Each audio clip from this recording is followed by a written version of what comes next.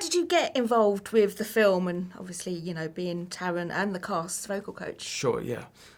So having worked on the London music scene for 15 years, then you inevitably make some connections. And so I was known to one of Giles Martin's team at Abbey Road who, when the call came, put me forward.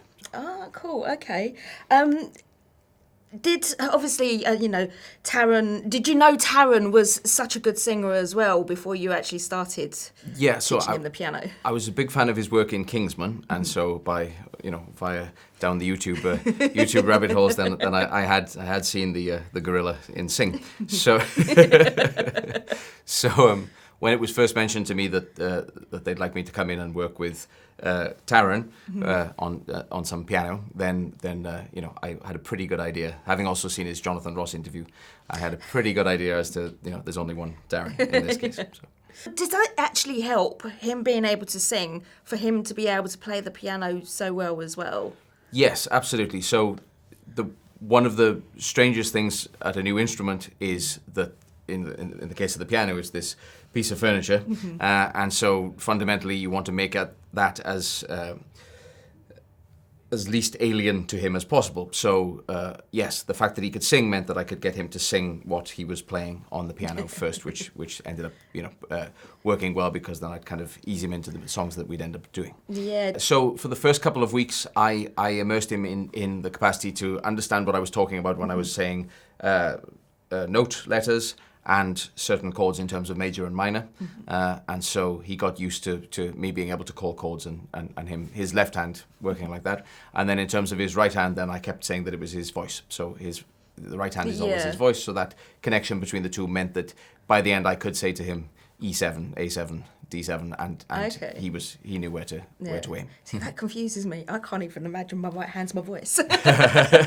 It's an immersion process. Okay. We didn't start in the first 30 seconds. It develops.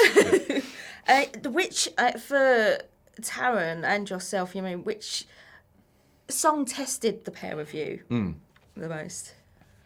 I think just as a sheer incredible feat of performance, then Crocodile Rock, because of so much detail, so many things to get right, so many rhythmic complexities, so many movements, so much hanging from wires, that was by far the most complex in terms of how you keep on top of all of those individual elements.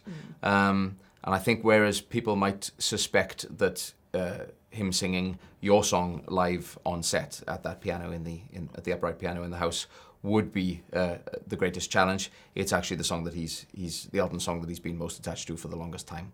And therefore it was quite wonderful. I was the on-set pianist, so I was accompanying him in an earpiece as he was singing, and it's actually quite a wonderful thing to witness the live performance of that in that setting, in a bathrobe. Yeah. And you also trained vocal coach for the rest of the cast as well. That's right, yes, yeah. Yeah, I mean, who was the most, well, not say the most difficult, who had the most trouble of, you know, being able to produce the notes? One of the fundamental things that I work with is this element that I'm not going to introduce any new information to an actor, but rather I'm going to take the skill set that they've got and then help them nuance it in the direction of the character they want to create. So as such, in this case, you're dealing with actors and their instrument is their voice. So in terms of resonance and delivery and vocal control and breath control, all of these elements they're already familiar with. So to be honest, people came at me with different levels of previous experience, but the approach was fundamentally the same.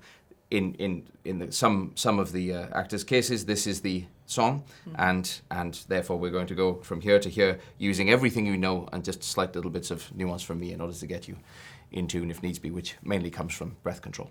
Ladies and gentlemen, you're watching Hey You Guys!